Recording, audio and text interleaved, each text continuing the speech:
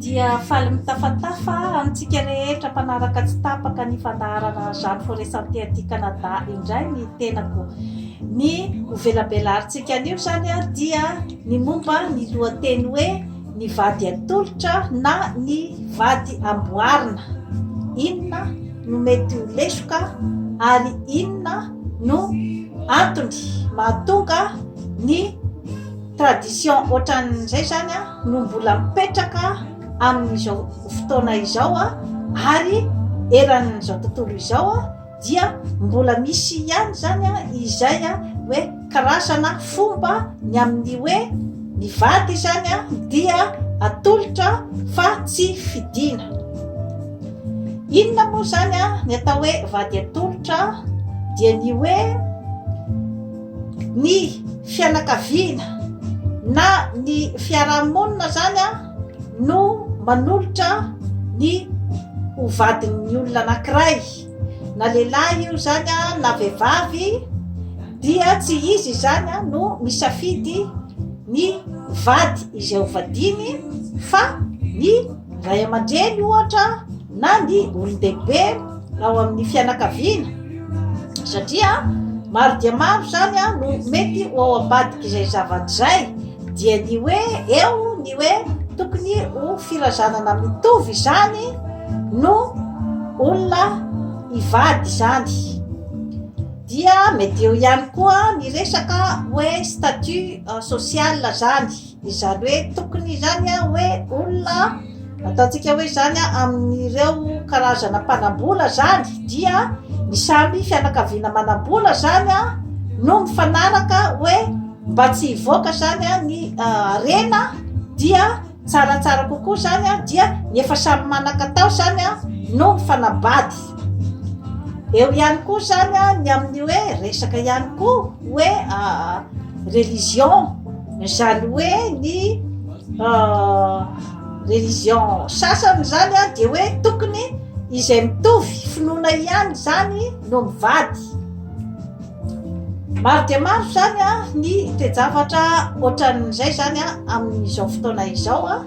ka miteraka karazana zany hoe fisavoritana eo anivon'ny mpifankatia, eo anivon'ny fiarahamonina ny ankabeazany. Kanefa dia raha ohatra ka napetraka izany izay karazana fomba izay dia manana ny antony manokana koa nefany ny olona izay hoe manao an'ilay karazana fifamatorana zany. Aty raisitsika zao ohatra ny eo amin'ny resaka fianakaviana hoe fiaviana firazanana tsy mitovy. Eo anatin'ny eritreritry ny olon-dehibe zany indrindrandrindra dia ny hoe rehefa mitovy fiaviana zany ny mpivady dia mety isy kokoa zany ny hoe karazana fahaizana maminavina bebe kokoa zany, ny hoe inona no tanjona sy hoe inona ny tiana tongavana raha manao fihetsika ohatran'izao. Satria raha ohatra tsy mitovy ny firazanana na ny foko izay niaviana zany samy hafa fomba, dia mety hoe misy ny fomba izay eken'ny foko iray nefa tsy eken'ny foko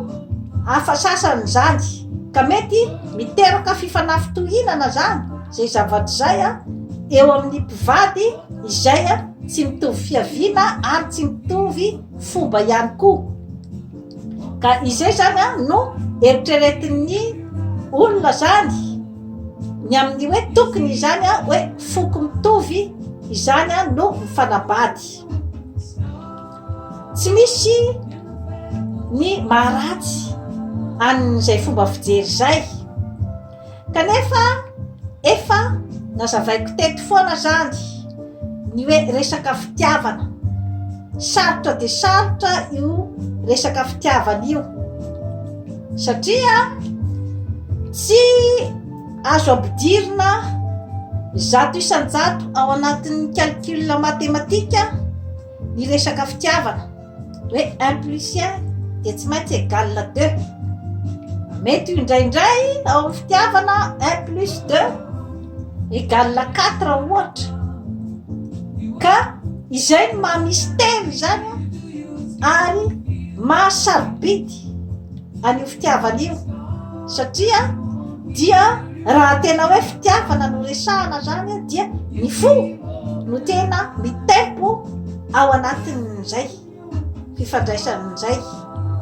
Kanefa moa araky ny fanazavana izay apetrako eto foana dia ny olombelona dia telo, ny mitondra azy dia ny fo, ny saina ary ny vatana. Ireo telo ireo zany no mihodikodina ao anatin'ny olombelona iray. Anka maro ny zavatra tsy voafehy zany manodidina an'izay karazany zavatra izay amin'ny fihetsepon'ny olombelona sy ny fomba fisainan'ny olombelona ary ny fiatefan'izany zavatra rehetra izany amin'ny fiainana andavanandro ary indrindrandrindra dia eo anivon'ny fiarahamonina. Ka raha ohatra zany iverenantsika ny amin'ny hoe resaka fifamemperana zany ao anatin'ny hoe fanambadiana, dia ny hoe raha ohatra ka atao indray mitompo fotsiny zany ny amin'ny hoe tokony ho foko mitovy no mivady, satria amin'izay fotoana izay zany mba mety anamaivamaivana ny fiarahamonina sy ny fifandraisana, ary indrindrandrindra koa zany dia ny fifandraisan'ny fianakavian'ny rotota, satria ho ao amin'ny fianakavian'ny rotota ihany no hiafaran'ny rotota zany. Izay zany raha ohatra hoe ny finoana zany amin'ny indray mitompo maso zany amin'ny antony hitondrana an'izay resaka hoe fanambadian'ny olona anankiroa zany izay tokony hoe mitovy fiaviana. Inona nefa zany ny lesoka ao anatin'izay zavatra rehetra izay dia ny hoe tsy voafetra ao anatin'izay hoe fifandraisan'ny fianakaviana izay fotsiny nefa no mamariparitra ny fifankatiavan'ny olon-droa, satria maro dia maro ny zavatra izay tafiditra ao anatin'ny atao hoe fanambadiana, dia ao aloha tsy maintsy ao ny fifankatiavana, fifampisotomany lahy sy ny vavy zany, na ranofo io zany na ara-panahy io zany na ara-tsaina, miditra ao hoe inona sy inona ny zavatra izay hitambarana ao amin'io tokantrano io, inona sy inona zany ny fampitondrana, ao ny resaka fidiram-bola ny amin'ny hoe famelomana ny vady aman-janaka, satria misy ny fitenenan'ny frantsay hoe on ne vit pas d'amour et d'eau fraîche, zany hoe tsy maintsy ampidirina ao anatin'ny programa mpiainan'ny mpivady zany ny resaka rabola. Miditra ihany koa ny resaka hoe fifankazahoana ampo eo amin'ny mpivady, izany hoe misy ve izay ikarasana hoe amy sœur angamba ny tenenantsika azy, izany hoe olona anankiroa izay natao hiaraka zany ara-toetsaina ary natao hifanaraka, natao hifameno. Misy ve izay zavatra zay ao amin'ny couple anankiray? Misy ve ny resaka hoe chimie corporelle, zany hoe ny fifanontonana ara-nofo ao amin'ny mpivady? Marina aloha fa hoe tsy ary angamba ny mpifankatia anankiroa afeno zato isan-jato izany ny critère rehetra izay hoe mety ho ilaina ao anatin'ny fanambadiana. Kanefa kosa raha ohatra ka diso mibahana be loatra zany ny ataontsika hoe fomba fisainana anankiray na idéologie anankiray zany, hoe izay fotsiny no tena nidirana tao anatin'ilay tokantrano, dia mampametram-panontaniana ihany, mampametram-panontaniana ihany raha ohatra ka ny idirana ao amin'ny tokantrano iray zany a dia ny hoentina mandrindra ny fiarahamonina eo amin'ny havan'ny lahy sy ny havan'ny vavy. Nefa raha araky ny fandiniana aloha dia tsy zato isan-jato koa nefa dia izay circonstance izay no hampiravina automatika ny fihavanana misy eo amin'ny fianakaviana anankiroa, satria mety maro ny zavatra natao raha hoe mitovy foko ny fiavian'ny mpivady anankiroa, tsy voatery ho zato isan-jato akory dia hifanaraka ny fianakavian'ny rotota, satria maro dia maro koa no mety ho barrière izay mety mampisy an'izay hoe tsy fifankazahoana izay. Izany hoe nytiako hatongavana zany dia tsy afaka eritreretina ho zato isan-jato zany fa dia izay no hasambatra sy hapety ny fanambadian'ny olona anankiroa zany. Eo ihany koa ny resaka zany hoe ny niveau social, zany hoe ny araky ny hoe matetika zany dia ny hoe ohatra hoe ny samy mpanam-bola zany no matetika no mampiditra ny zanany zany mba hivady, satria manahirana zany ny vola manjary miparitaka any amin'ny hoe fianakaviana izay tena tsy de manan-katao loatra zany, dia mety indraindray zany mahatsiaro voabaka ny fianakaviana manan-katao hoe izahay no niary amity nandritry ny taona maro kanefa dia ianareo andray fotsiny. Izay zany fomba fijery anankiray koa zany izay zavatra zay. Kanefa tsy zato isan-jato koa nefa dia hampiravina ihany koa, hampilamina ny fanambadian'ny olona anankiroa izany toe-javatra izany, satria izay efa noteneniko teo zay foana ny amin'ny hoe misy baraiko goavana dia goavana ny resaka fitiavana amin'ny olombelona izay mbola azo lazaina fa mbola mistery tsy takatry ny zanak'olombelona io zavatra iray io. Ka izany no antony mahatonga ny hoe ny calcul matematika ao anatin'ny fiarahan'ny olombelona anankiroa, ny fanambadian'ny olona anankiroa zany dia tsy zato isan-jato dia hahomby akory izay calcul matematika apetraky ny olombelona izay raha resaka zany hoe asambarana zany no resahantsika. Kanefa ny olombelona rehetra dia mikatsaky ny asambarana daholy, saingy ny fomba atongavana amin'izany asambarana izany no samy manana ny fomba fijeriny ary samy manana ihany koa ny eritreretiny fa lalana atongavana amin'izany tanjona izany. Inona zany no tena tiako atongavana ao anatin'ny hoe ny vady amboarina na ny vady atolotra, tsy manana fitsarana manokana ny tenako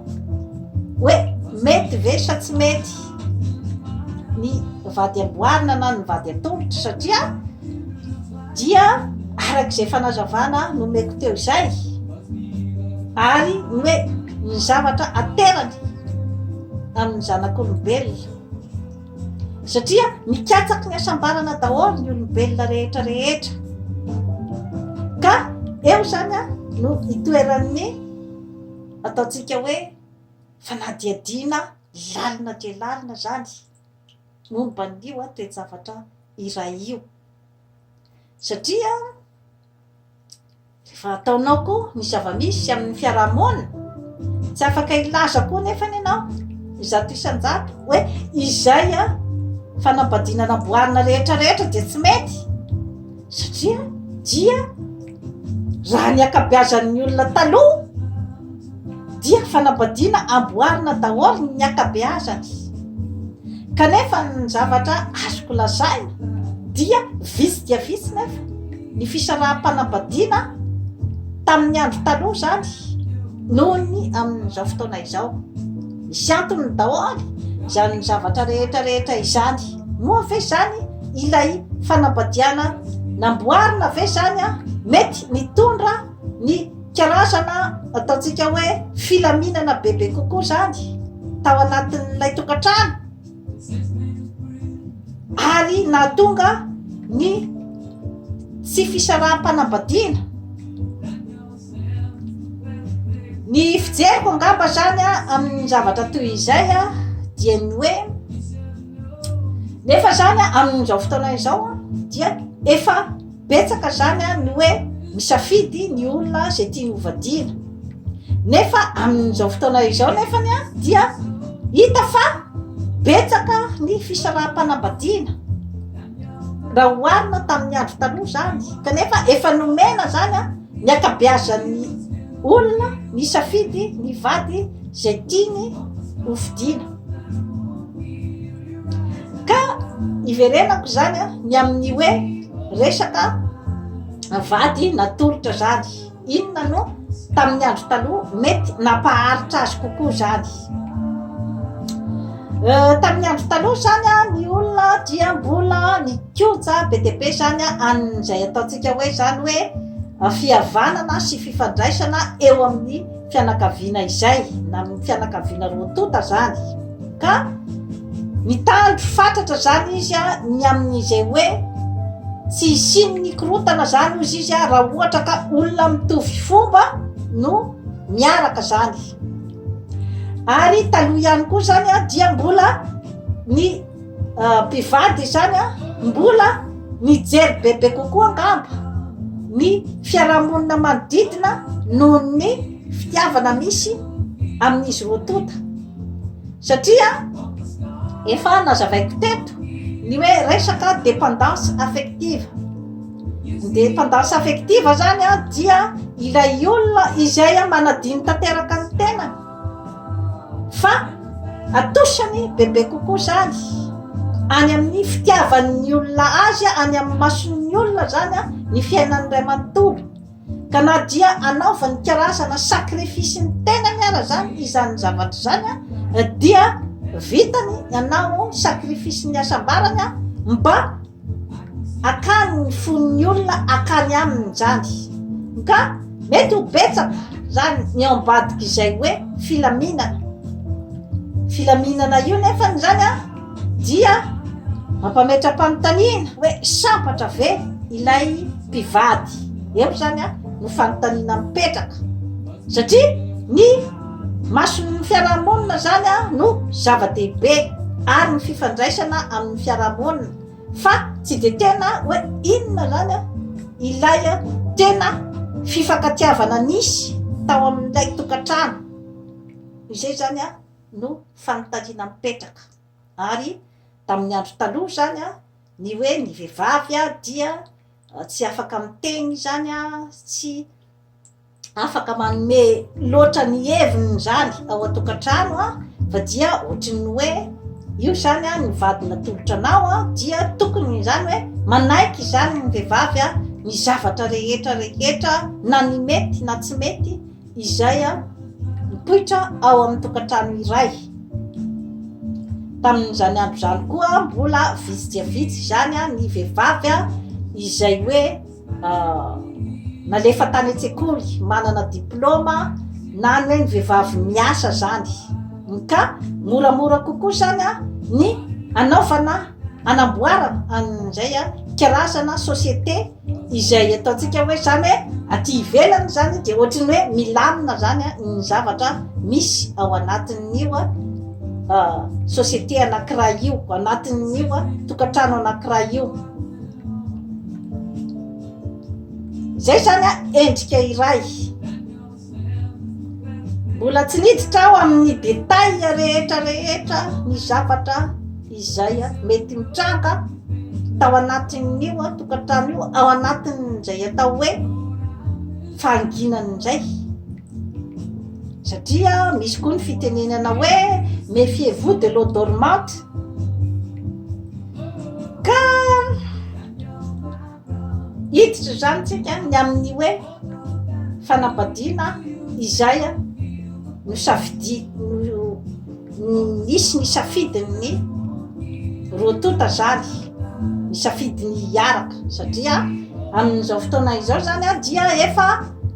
betsaka ny vehivavy izay efa hoe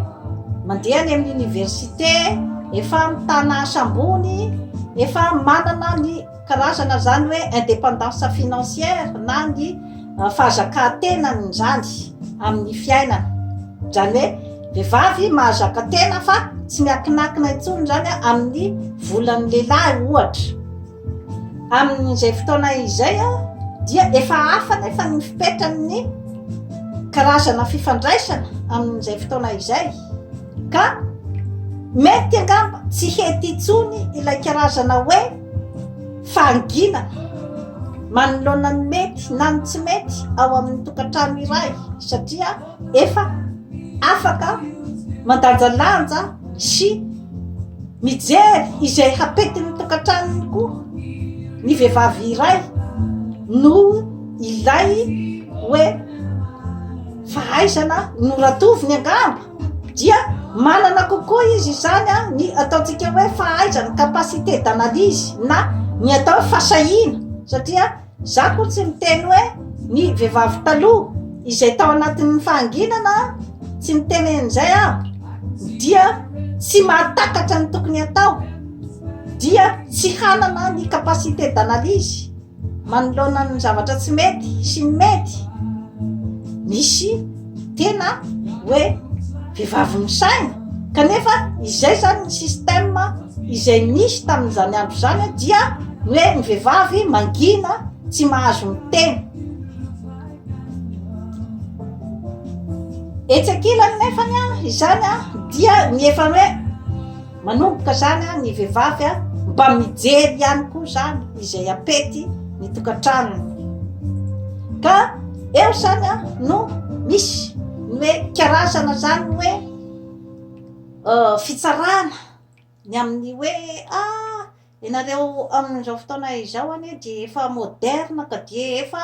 tsy mahatana tokantrano intsony fa izay talohany dia malefitra zavatra maro amin'ny tokantrano dia izay no mahatonga anay ny amin'ny hoe afaty misy rano fa zany hoe izay zavatra rehetrarehetra izay aloha zany dia tsy nisy fitenenana ny hoe asambarana na ny ato andaniny zany na ny ato kilany tsy nisy ny fitenenana hoe sambatra ve ny mpivady anankiroa izay faty ny sarana tao anatin'ny ataontsika hoe fahanginana tanteraka manoloana ny zavatra rehetrarehetra izay mitranga io zany dia ny tsirairay ihany koa no afaka amaly an'izay tsy zao akory no amaly an'izay eto satria dia misy ny zava-misy tamin'ny andro taloha ny amin'ny hoe mahafantatra zao ny renim-pianakaviana fa tsy mety ny zavatra ataon'ny renim-pianakaviana ohatra amin'ny fitondran'ny zanany dia tsy sahy miteny ny renim-pianakaviana satria hoe tsy tokony hiteny ny vehivavy ary matahotra ny fisarahana kanefa dia hita fa tsy mety ny fomba nitondran'ny renim-pianakaviana ny zanany ohatra ary dia namotipotika tanteraka ny fiainan'ny zanany izany hoe fomba fifandraisana izany ohatra kanefa ilay ramatoa dia olona vehivavy misaina vehivavy afaka mandanjalanja tsara ny mety sy ny tsy mety ary ny soa hoan'ny zanany kanefa dia izay hoe karazana hoe soumission izay zany hoe sao de misara-panambadiana dia nakombony ny vavany manoloana zany ny tsy mety ary dia eo masony ihany koa nahitany fa nisy fiatraikany goavana de goavana tamin'ny fiainan'ny zanany ny fifandraisana tsy mety teo amin'ny raim-pianakaviana sy ny zanany, nefa dia vehivavy tsy afaka zany ny andeha hiaro ny zanany. Mafy de mafy nge zany, matanjaka de matanjaka zany zavatra zany, ratrapo oentin'ilay vehivavy zany a mandra-pahafatiny zany izay ohatra fotsiny, singany fotsiny zay zavatra no teneniko zay, fa mety maro ny zavatra izay a manatahaka an'izay kanefa ilay renim-pianakaviana dia tsy afaka ny teny. Amiko dia efa karazana afo be eto ambonin'ny tany ny toe-javatra ohatran'izay, ka anjaranao ny manadiady zany ny zavatra rehetra zay nolazaiko teo. Tsy voatery koa nefa ny vady amboarina hoe de ho andeha foana amin'izay hoe resaka fanotaliana ny hasambaran'izay. Mety misy ny zava-misy eto ambonin'ny tany ny hoe vady natolotra kanefa koa olona tena lanin'ilay lehilahy mihitsy zany a 100%, ary lanin'ilay vehivavy 100% mihitsy koa ilay lehilahy miaraka aminy nefa natolotra. Ny zava-misy daholo zany amin'ny fiainana, ka sarotra zany a ny andeha anao safy be matsina zany ny circonstance anankiray hoe de rehefa vady atolotra rehetra dia tsy mety daholo. Tsy atompoko, tsy atompoko, mety misy ny zava-misy ny amin'ny hoe nitojo ny zavatra izay tena ny olona tena nitadiaviny ilay lehilahy kanefa hoe natolotra, ary mety ainy koa ngambany ny namolavola ihany koa an'ilay fiarahana ho fifankatiavana tena izy.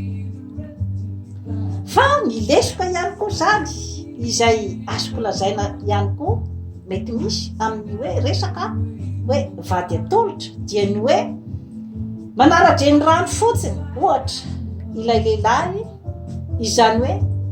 tsy te anao ampalahelo amin'ny fianakaviany satria hoe ny ray aman-dreniny zany ny tena hoe ity ny vady tsara ho anao, dia mety hoe tsy te hanohitra izy satria mety maro dia maro ny ao ambadiky ny lay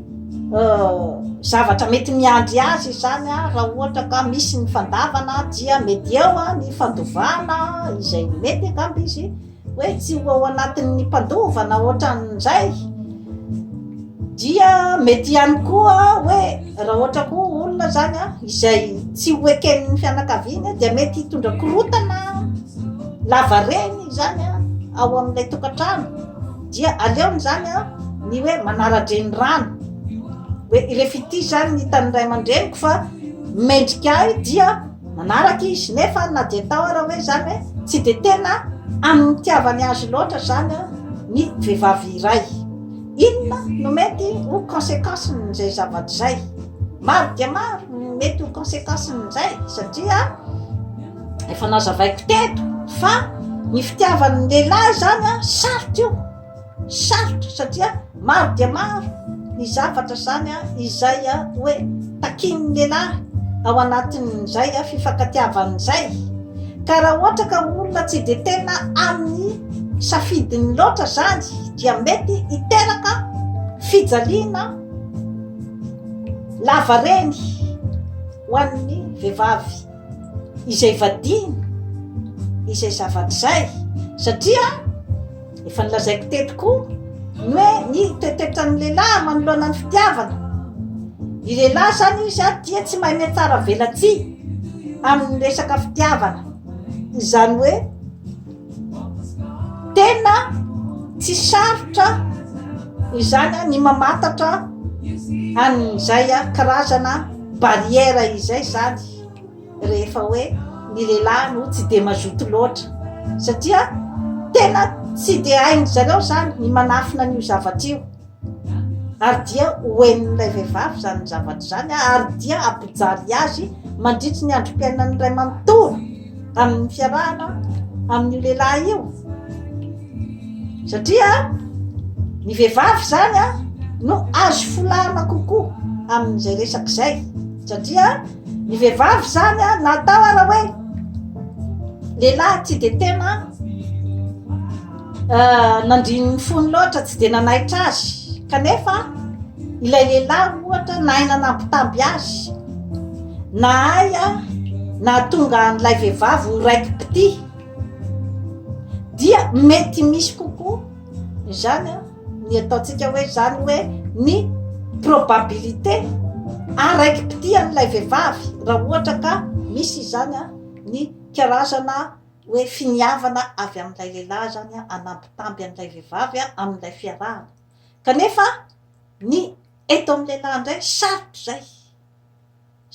zay rehefa vehivavy hoe tena tsy nandrininy fony vehivavy tsy de nanaikitra azy a sarotra zany hitarian'ny vehivavy iray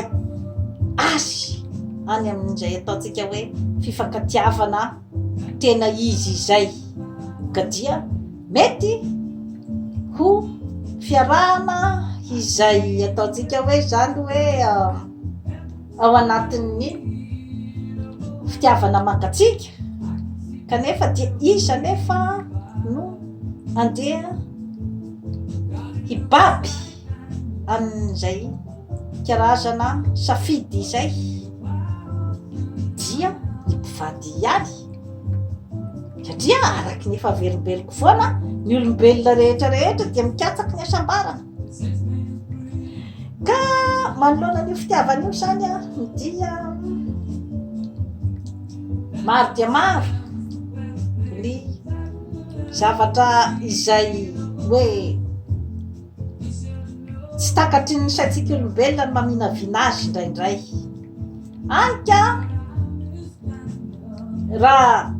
ny zava-misy aloha zany amin'izao fotoana izao dia efa mibaboka daholo a ny akabeazan'ny olona zany a manoloana an'io zavatra io natao ara hoe tsika zany hoe ny olona amin'ny puissance mondiale raisitsika amin'izany ny fianakavinany mpanjaka ao Angleterre izany izay nahita expérience maro amin'ny hoe vady amboarina sy ny vady atolotra dia ny reine Elisabeth II izay nahita karazana nenina tanteraka zany tamin'ny fanambadiana any zanan'ilay ny prince Charles zany tamin'ny Lady Diana izay hoe vady natolotra kanefa zany a ny nandrininy fony Charles kokoa zany a dia ilay vehivavy atao hoe Camilla kanefa i Camilla zany a tsy tao anatin'ny fianakaviana ny noblesse tao Angleterre zany dia natolotra zany i Lady Di